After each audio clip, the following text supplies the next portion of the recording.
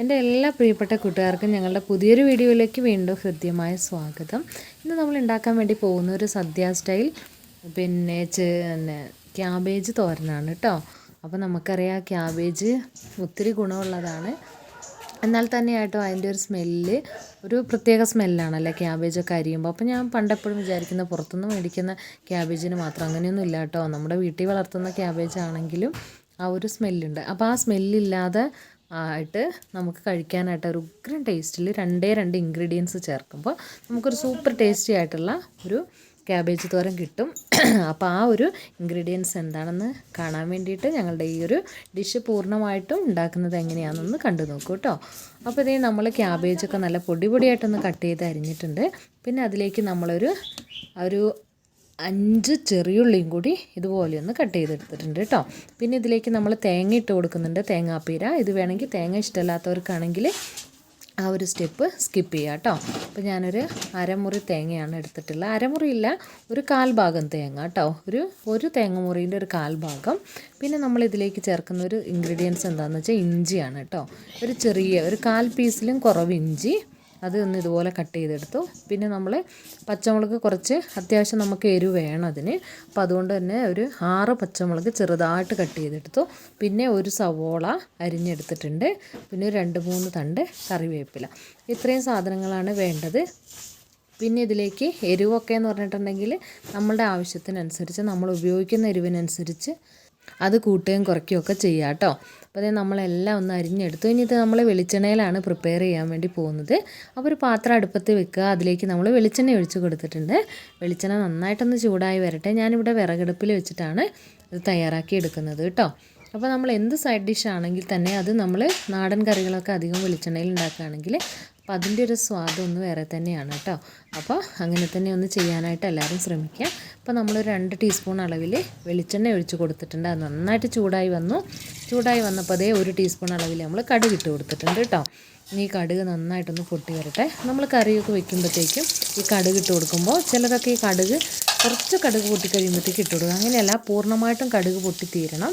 എന്നതിന് ശേഷം നമ്മൾ ചെറിയുള്ളി ഇട്ടു. അത് നല്ല ഗോൾഡൻ ഷെയ്ഡ് ബ്രൗണായി കളറായി വന്നപ്പോഴത്തേക്കും നമ്മൾ അതിലേക്ക് ഒരു 1/4 പീസിലും കുറവ് ഇഞ്ചി അരിഞ്ഞതും കൂടി പൊടിയായിട്ട് അരിഞ്ഞതും കൂടി ഒന്ന് ഇട്ട് കൊടുത്തു. ഈ ഇഞ്ചിയൊക്കെ ചേർക്കുമ്പോഴത്തേക്ക് നമ്മുടെ ആ ഒരു ക്യാബേജിൻ്റെ ഒരു സ്മെല്ലുണ്ടാവും. അത് മാറിക്കിട്ടിയിട്ട് ഒരു പ്രത്യേക ഫ്ലേവർ ഇതിനുണ്ടാവും കേട്ടോ. അത് നിങ്ങൾ ഇതുവരെ ട്രൈ ചെയ്തിട്ടില്ലെങ്കിൽ ഒന്ന് ട്രൈ ചെയ്ത് നോക്കുക, അടിപൊളിയാണ് കേട്ടോ. പിന്നെ അതിലേക്ക് നമ്മൾ ഇഞ്ചിയും കൂടി ഒന്ന് മൂത്ത് വന്നപ്പോഴത്തേക്കും നമ്മൾ അരിഞ്ഞ് വെച്ചിരിക്കുന്ന പച്ചമുളകും കൂടി ഇട്ട് കൊടുത്തു കേട്ടോ. ഈ പച്ചമുളക് പൊടിയായിട്ട് തന്നെ അരിഞ്ഞെടുക്കണം. കാരണം നമ്മൾക്ക് അറിയാലോ, ക്യാബേജിലേക്ക് നമുക്ക് അത്യാവശ്യം എരിവൊക്കെ ഉണ്ടെങ്കിലാണ് ഈ ഒരു തോരനായിട്ട് കഴിക്കാൻ അടിപൊളിയായിട്ടുണ്ടാവുക കേട്ടോ. അപ്പോൾ ആ മുളക് ഒന്ന് ചെറുതായി വാടി വന്നപ്പോഴത്തേക്കും നമ്മൾ അതിലേക്ക് ഒരു സവോളയാണ് ഞാൻ ചേർത്തിട്ടുള്ളത്. അപ്പോൾ വളരെ ചെറിയ സവോളയാണെങ്കിൽ ചെറുത് 2 എണ്ണം എടുത്തോളൂ. അപ്പോൾ എനിക്ക് ഒരു മീഡിയം സൈസ് സവോളയാണ് ഞാൻ ഒരെണ്ണം എടുത്തത്. അപ്പോൾ ആ സവോളയും കൂടി ഒന്ന് നന്നായിട്ട് വഴറ്റി വന്ന് അതിലേക്ക് നമ്മൾ ഒരു തണ്ട് കറിവേപ്പിലയും കൂടി ഇട്ട് കൊടുത്തു കേട്ടോ. ഇനി ഇതെല്ലാം കൂടി ഈ ഒരു സവോളേൻ്റെയൊക്കെ കുറച്ച് ജലാംശമൊക്കെ ഒന്ന് വറ്റി ഒന്ന് ഫ്രൈ ആയി വരട്ടെ. അതുവരെ നമ്മൾ നന്നായിട്ടൊന്ന് ഇളക്കി കൊടുക്കണം. അതേ സവോളയൊന്ന് മൂത്ത് വന്നിട്ടുണ്ട്, ഇത് കണ്ടോ. അപ്പോൾ ഇതുപോലെ ഒന്ന് നല്ലോണം ഒന്ന് മൂത്ത് വരട്ടെ കേട്ടോ. അപ്പോൾ നമ്മൾ ഈ ഒരു എന്ത് തോരൻ വെക്കുവാണെങ്കിലും കറി വെക്കുവാണെങ്കിലൊക്കെ നമ്മൾ അതിലേക്ക് ആദ്യം ചേർത്ത് കൊടുക്കുന്ന എല്ലാ ഇൻഗ്രീഡിയൻസും നന്നായിട്ട് മൂപ്പിച്ചെടുക്കണം കേട്ടോ. പിന്നെ നമ്മളിത് 1/4 ടീസ്പൂൺ അളവിൽ കുരുമുളക് പൊടി ഇതിൽ ചേർത്തിട്ടുണ്ട് കേട്ടോ. അപ്പോൾ നമ്മൾ ചേർത്ത 2 സ്പെഷ്യൽ ഇൻഗ്രീഡിയൻസ് എന്തൊക്കെയാണെന്ന് വെച്ചാൽ ഒന്നും കൂടി ഞാൻ പറയാം. ഒന്ന് ഒരു 1/4 പീസ് അളവിൽ പിന്നെ നമ്മൾ ഇഞ്ചി ചേർത്തിട്ടുണ്ട്. പിന്നെ ഒരു 1/4 ടീസ്പൂൺ കുരുമുളക് പൊടി. ഇനി ഈ ഒരു പൊടി നന്നായിട്ട് മൂക്കണം കേട്ടോ. ആ വെളിച്ചെണ്ണയിൽ കിടന്നിട്ട് നന്നായിട്ടൊന്ന് മുരിയട്ടെ. മുരിഞ്ഞാൽ മാത്രമാണ് നമ്മൾ ആ ചേർത്ത് കൊടുത്ത സാധനത്തിൻ്റെ യഥാർത്ഥ ടേസ്റ്റ് നമുക്ക് കിട്ടുള്ളൂ. പിന്നെ ഒരു 1/4 ടീസ്പൂൺ അളവിൽ നമ്മൾ മഞ്ഞൾപ്പൊടിയും കൂടി ചേർത്ത് കൊടുത്തിട്ടുണ്ട് കേട്ടോ. ഈ മഞ്ഞൾപ്പൊടിയും എന്ത് പൊടികൾ ചേർത്ത് കൊടുക്കുകയാണെങ്കിലും അത് നമ്മൾ നന്നായിട്ട് തന്നെ മൂപ്പിച്ചെടുക്കണം. തീ കൂട്ടി വെച്ച് കരിയരുത്. എന്നാൽ ചെറിയ തീയിലിരുന്നിട്ട് അതൊന്ന് നല്ലോണം മൂത്ത് വരട്ടെ. അപ്പോൾ അതേ നമ്മുടെ ഇഞ്ചിയും ഉള്ളിയും ചെറിയുള്ളിയും വലിയ സവോളയും അതുപോലെ തന്നെ പച്ചമുളകും നമ്മുടെ ഇഞ്ചിയും കുരുമുളക് പൊടിയെല്ലാം നന്നായിട്ട് മൂത്ത് വന്നിട്ടുണ്ട്. അന്നേരമാണ് നമ്മൾ അരിഞ്ഞ് വെച്ചിരിക്കുന്ന ക്യാബേജ് ഇട്ട് കൊടുത്തത് കേട്ടോ. ഇനി ക്യാബേജ് ഇതിലേക്ക് ഇട്ടതിന് ശേഷം നന്നായിട്ട് ഇളക്കി ഇതെല്ലാം കൂടി നന്നായിട്ടൊന്ന് യോജിപ്പിച്ച് കൊടുക്കുകയാണ്. ചെറിയ തീയിലാണ് ഇരിക്കുന്നത് കേട്ടോ. അപ്പോൾ തീയൊന്നും കൂട്ടി വെക്കുകയൊന്നും വേണ്ട, അടച്ചും വെച്ച് കൊടുക്കണ്ട. ഇത് തുറന്ന് വെച്ചിട്ട് തന്നെ ഒന്ന് വേവിച്ചെടുത്താൽ മതി. ഈ ക്യാബേജിൽ ധാരാളം വാട്ടർ കണ്ടൻറ്റ് ഉള്ളത് കൊണ്ട് തന്നെ നമുക്കത് പെട്ടെന്നായി കിട്ടും കേട്ടോ. ഈ തോരനൊക്കെ വളരെ ചെറുതായിട്ടാണല്ലോ നമ്മൾ കട്ട് ചെയ്തെടുക്കുന്നതുകൊണ്ട് വളരെ ടേസ്റ്റിയാണ്. എന്നാൽ തന്നെ നമുക്ക് ആവശ്യത്തിന് ഒരു 1/4 ടീസ്പൂൺ അളവിൽ ഉപ്പ്, 1/4 ടീസ്പൂണിലും കുറവാണ് കേട്ടോ, ഉപ്പും കൂടി ഇട്ട് കൊടുത്തു.